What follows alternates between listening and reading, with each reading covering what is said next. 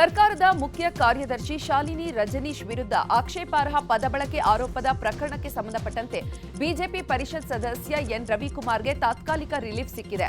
FIR ಪ್ರಶ್ನಿಸಿ ಸಲ್ಲಿಸಿದಂತಹ ಅರ್ಜಿ ವಿಚಾರಣೆ ನಡೆಸಿದ ಹೈಕೋರ್ಟ್ ಜುಲೈ 8ರವರೆಗೆ ಬಲವಂತದ ಕ್ರಮ ಕೈಗೊಳ್ಳದಂತೆ ಮಧ್ಯಂತರ ಆದೇಶವನ್ನು ಹೊರಡಿಸಿದೆ. ಅಲ್ಲದೆ ತನಿಖೆಗೆ ಸಹಕರಿಸಲು ರವಿಕುಮಾರ್ಗೆ ಕೋರ್ಟ್ ಖಡಕ್ ಸೂಚನೆ ಸಹ ನೀಡಿದೆ. ಇದೇ ವೇಳೆ ರಾಜಕಾರಣಿಗಳು ಬಳಸುವಂತಹ ಭಾಷೆ ಕೆಳಮಟ್ಟಕ್ಕೆ ಇಳಿದಿದೆ ಅಂತ ನ್ಯಾಯಮೂರ್ತಿ ಎಸ್ಆರ್ ಕೃಷ್ಣಕುಮಾರ್ ಅವರಿದ್ದಂತಹ ಪೀಠ ತೀವ್ರ ಅಸಮಾಧಾನ ವ್ಯಕ್ತಪಡಿಸಿದೆ. ಇನ್ನು ಜನಪ್ರತಿನಿಧಿಗಳ ಕೋರ್ಟ್ನಲ್ಲೂ ಕೂಡ ಎಂಎಲ್ಸಿ ರವಿಕುಮಾರ್ಗೆ ರಿಲೀಫ್ ಸಿಕ್ಕಿದೆ. ಜನಪ್ರತಿನಿಧಿಗಳ ವಿಶೇಷ ನ್ಯಾಯಾಲಯದಿಂದ ರವಿಕುಮಾರ್ಗೆ ಷರತ್ತುಬದ್ಧ ಜಾಮೀನು ಸಿಕ್ಕಿದೆ. ಇಬ್ಬರ ಶ್ಯೂರಿಟಿ ಮೇರೆಗೆ ಜಾಮೀನು ಮಂಜೂರಾಗಿದೆ.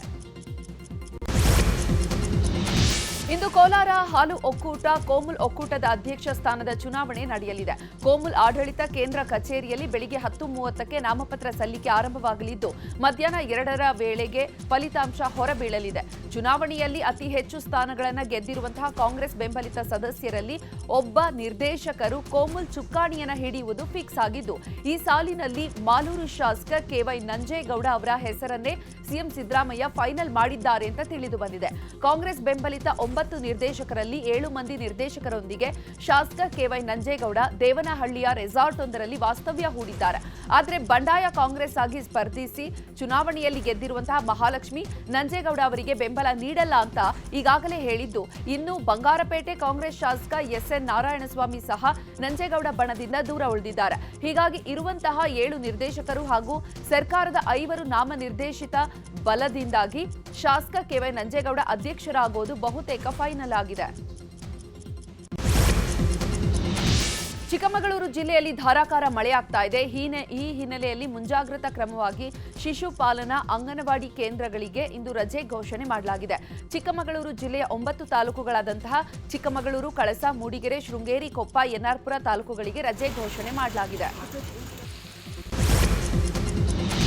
ಮುಂಗಾರು ಮಳೆ ಅಬ್ಬರದ ಹಿನ್ನೆಲೆ ತುಂಗಭದ್ರಾ ಜಲಾಶಯ ಭರ್ತಿಯಾಗ್ತಾ ಇದೆ. ಈಗಾಗಲೇ ಜಲಾಶಯದಿಂದ ನದಿಗೆ ನೀರು ಬಿಡಲಾಗ್ತಾ ಇದೆ. ಇದರಿಂದಾಗಿ ತುಂಗಭದ್ರಾ ನದಿಯ ತೀರದಲ್ಲಿ ಪ್ರವಾಹ ಭೀತಿ ಶುರುವಾಗಿದೆ. ಇನ್ನು ಕೊಪ್ಪಳದ ಆನೆಗೊಂದಿ ಬಳಿ ಇರುವಂತಹ ಶ್ರೀಕೃಷ್ಣದೇವರಾಯರ 64ನೇ ಮಂಟಪವನ್ನು ಹೊಂದಿರುವಂತಹ ಸಮಾಧಿ ಮುಳುಗಡೆ ಹಂತಕ್ಕೆ ಬಂದಿದೆ.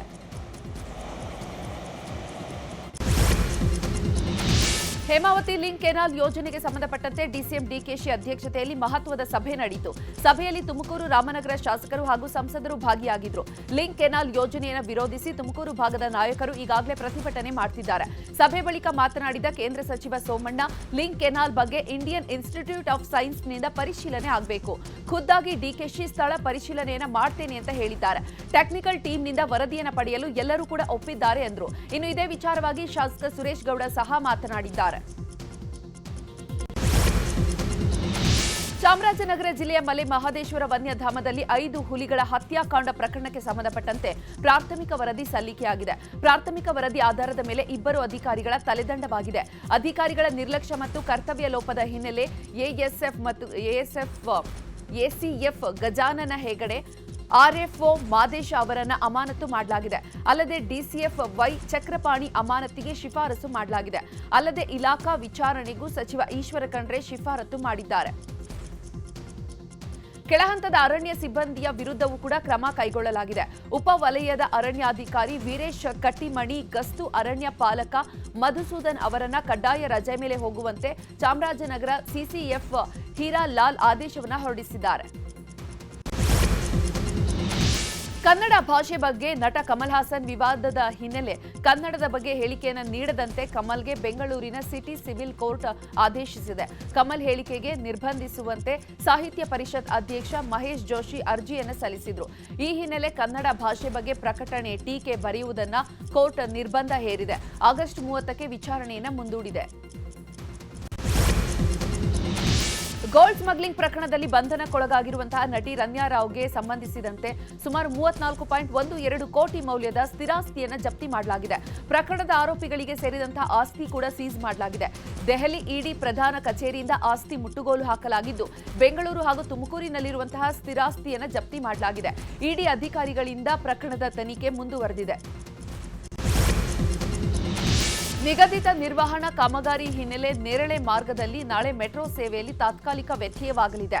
ನಾಳೆ ಬೆಳಿಗ್ಗೆ 7 ಗಂಟೆಯಿಂದ 8 ಗಂಟೆವರೆಗೆ ಇಂದಿರಾನಗರ ಮತ್ತು ಬೈಯಪ್ಪನಹಳ್ಳಿ ಮೆಟ್ರೋ ಸೇವೆಯಲ್ಲಿ ವ್ಯತ್ಯಯವಾಗಲಿದೆ. 8ರಿಂದ ಸಾಮಾನ್ಯವಾಗಿ ಸೇವೆಗಳು ಆರಂಭ ಆಗಲಿದ್ದು ಎಲ್ಲಾ ಮಾರ್ಗಗಳಲ್ಲಿ ಮೆಟ್ರೋ ಸೇವೆಗಳಿಗೆ ಯಾವುದೇ ಅಡೆತಡೆ ಇಲ್ಲದೆ ಕಾರ್ಯನಿರ್ವಹಿಸಲಿದೆ ಅಂತ ಬಿಎಂಆರ್ಸಿಎಲ್ ತಿಳಿಸಿದೆ.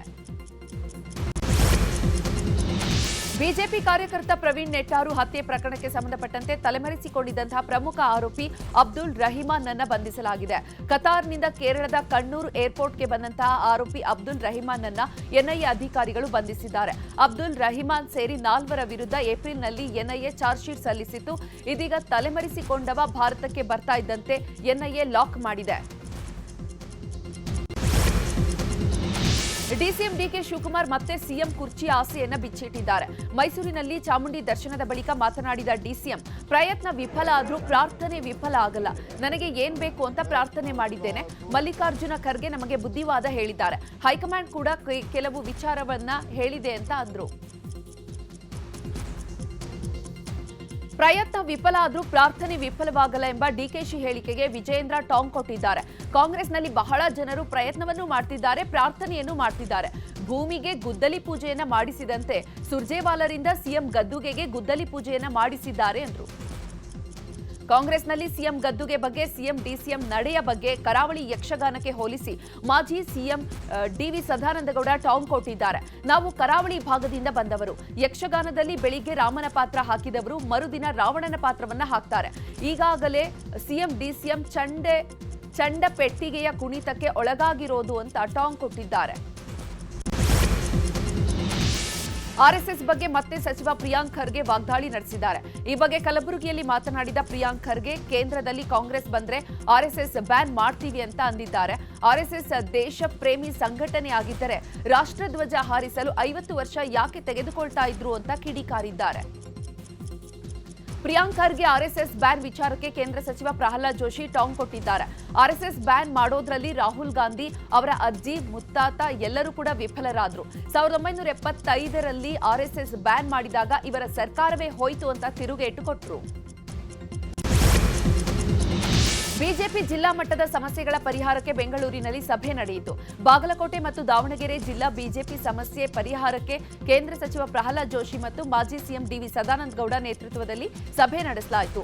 ಮಾಜಿ ಶಾಸಕ ವೀರಣ್ಣ ಚರಂತಿ ಮಠ ಬೆಂಬಲಿಗರು ಹಾಗೂ ಪರಿಷತ್ ಸದಸ್ಯ ಪಿಎಚ್ ಪೂಜಾರ್ ಬೆಂಬಲಿಗರ ಜೊತೆ ಸಭೆ ನಡೆಯಿತು. ಈ ಸಭೆ ಬಳಿಕ ದಾವಣಗೆರೆ ನಾಯಕರ ಜೊತೆಯೂ ಕೂಡ ಜೋಶಿ ಚರ್ಚೆಯನ್ನ ನಡೆಸಿದರು.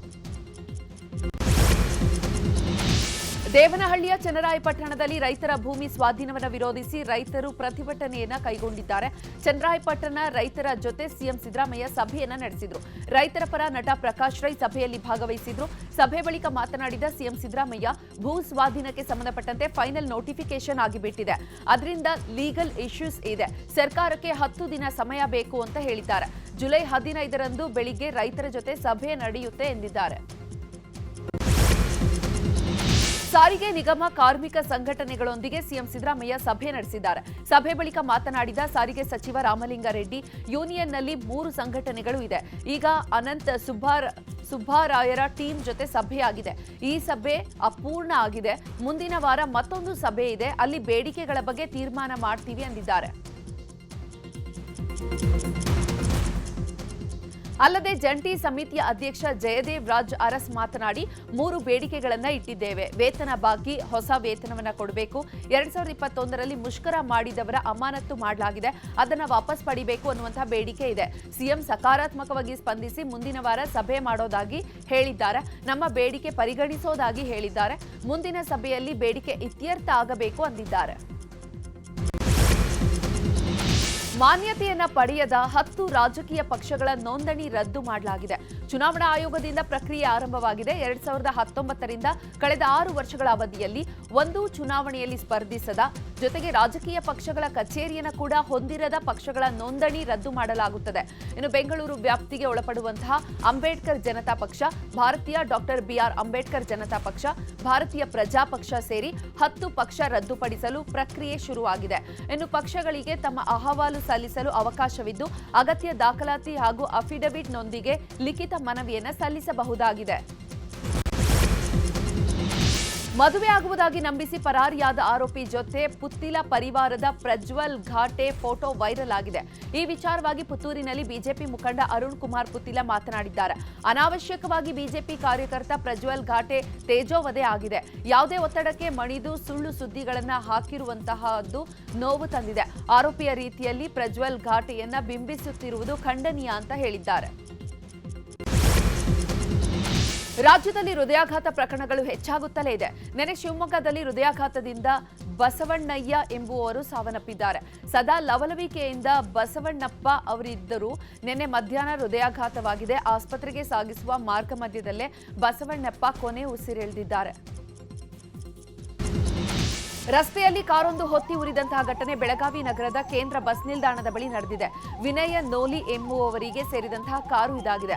ಕಾರು ಸ್ಟಾಪ್ ಮಾಡಿ ಕೆಳಗಡೆ ಇಳಿತಾ ಇದ್ದಂತೆ ಬೆಂಕಿ ಹೊತ್ಕೊಂಡಿದೆ. ಬೆಂಕಿ ಅವಘಡದಿಂದಾಗಿ ಕಾರ್ ಸಂಪೂರ್ಣವಾಗಿ ಸುಟ್ಟು ಕರಕಲಾಗಿದೆ. ಸ್ಥಳಕ್ಕೆ ಮಾರ್ಕೆಟ್ ಪೊಲೀಸರು ಭೇಟಿ ನೀಡಿ ಪರಿಶೀಲನೆ ನಡೆಸಿದ್ದಾರೆ. ಈ ಘಟನೆಯಲ್ಲಿ ಯಾವುದೇ ಪ್ರಾಣಹಾನಿ ಸಂಭವಿಸಿಲ್ಲ. ಕೋಲಾರದ ನಂಗಲಿ ಠಾಣೆ ಪೊಲೀಸರು ಶ್ರೀಗಂಧ ಮರಗಳ್ಳರನ್ನ ಬಂಧಿಸಿದ್ದಾರೆ. ಆಂಧ್ರಪ್ರದೇಶದ ಚಿತ್ತೂರು ನಿವಾಸಿ ರಾಜೇಶ್ ಬಂಧಿತ ವ್ಯಕ್ತಿ. ಮುಳಬಾಗಿಲು ತಾಲೂಕಿನ ಪಿಚ್ಚಗುಂಟ್ಲಹಳ್ಳಿ ಗ್ರಾಮದಲ್ಲಿ ರೈತ ರಮೇಶ್ ಎಂಬುವರ ಜಮೀನಿನಲ್ಲಿ ಶ್ರೀಗಂಧ ಮರವನ್ನ ಕದ್ದಿದ್ದ. ಆರೋಪಿಯಿಂದ 22 ಕೆಜಿ ತೂಕದ ಗಂಧದ ಮರದ ತುಂಡುಗಳನ್ನು ವಶಕ್ಕೆ ಪಡೆಯಲಾಗಿದೆ. ನಂಗಲಿ ಪೊಲೀಸ್ ಠಾಣೆಯಲ್ಲಿ ಪ್ರಕರಣ ದಾಖಲಾಗಿದೆ. ಲಾಡ್ಜ್ ಮೇಲೆ ದಾಳಿ ಮಾಡಿ 5 ಮಹಿಳೆಯರನ್ನು ರಕ್ಷಿಸಿರುವಂತಹ ಘಟನೆ ಹುಬ್ಬಳ್ಳಿಯ ಹೊಸೂರಿನ ಪಾರಿಜಾತ ಲಾಡ್ಜ್ನಲ್ಲಿ ನಡೆದಿದೆ. ಖಚಿತ ಮಾಹಿತಿ ಹಿನ್ನೆಲೆ ದಾಳಿ ಮಾಡಿದ ಪೊಲೀಸರು 7 ಜನರನ್ನ ವಶಕ್ಕೆ ಪಡೆದಿದ್ದಾರೆ. ಪಶ್ಚಿಮ ಬಂಗಾಳದ ಓರ್ವ ಯುವತಿ ಸೇರಿದಂತೆ 5 ಜನ ಯುವತಿಯರನ್ನ ರಕ್ಷಣೆ ಮಾಡಲಾಗಿದೆ.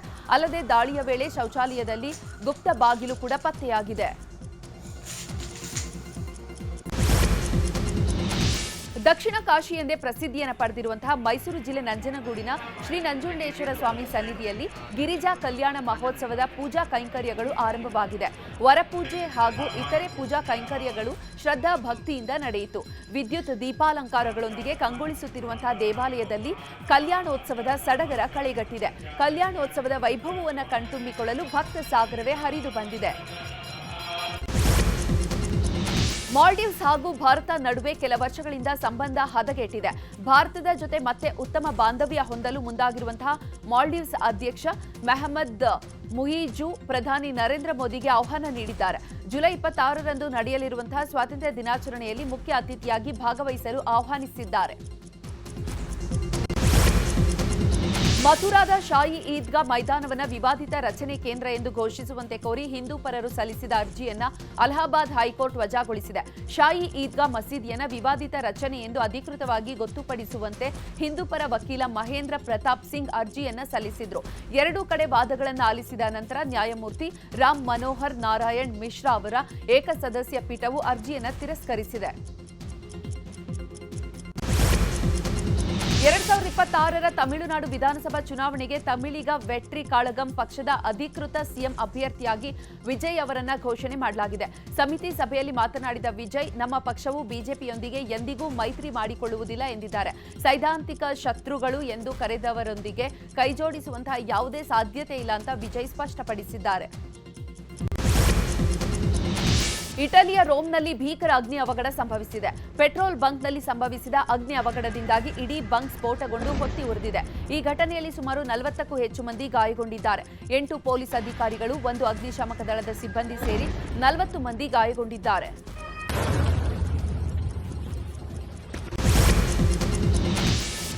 ಬರ್ಮಿಂಗ್ಹ್ಯಾಮ್ನಲ್ಲಿ ನಡೆದಂತಹ ಭಾರತ ಹಾಗೂ ಇಂಗ್ಲೆಂಡ್ ನಡುವಿನ ಟೆಸ್ಟ್ ಕ್ರಿಕೆಟ್ನಲ್ಲಿ ರನ್ ಮಳೆ ಹರಿಸಲಾಗಿದೆ. ಮೊದಲ ಇನ್ನಿಂಗ್ಸ್ನಲ್ಲಿ 180 ರನ್ ಮುನ್ನಡೆ ಸಾಧಿಸಿದಂತಹ ಭಾರತ 2ನೇ ಇನ್ನಿಂಗ್ಸ್ನಲ್ಲಿ 3ನೇ ದಿನದ ಆಟಕ್ಕೆ 1 ವಿಕೆಟ್ಗೆ 64 ರನ್ ಗಳಿಸಿದೆ. 244 ರನ್ ಮುನ್ನಡೆಯನ್ನ ಪಡೆದಿದೆ. 2ನೇ ದಿನ 77 ರನ್ಗೆ 3 ವಿಕೆಟ್ ಕಳೆದುಕೊಂಡಿದ್ದಂತಹ ಇಂಗ್ಲೆಂಡ್ಗೆ 3ನೇ ದಿನವಾದ ನಿನ್ನೆ ಆರಂಭಿಕ ಆಘಾತ ಎದುರಾಯಿತು. ಮೊಹಮ್ಮದ್ ಸಿರಾಜ್ ಸತತ 2 ಎಸೆತಗಳಲ್ಲಿ ಔಟ್ ಮಾಡಿ ಇಂಗ್ಲೆಂಡ್ಗೆ ಸಂಕಷ್ಟ ತಂದಿಟ್ಟಿದ್ದಾರೆ. ಈ ವೇಳೆ ಜೊತೆಯಾದಂತಹ ಜೇಮಿ ಸ್ಮಿತ್ ಮತ್ತು ಹ್ಯಾರಿ ಬ್ರೂಕ್ ತಂಡವನ್ನ ಫಾಲೋ ಆನ್ನಿಂದ ಪಾರ್ ಮಾಡಿದ್ರು.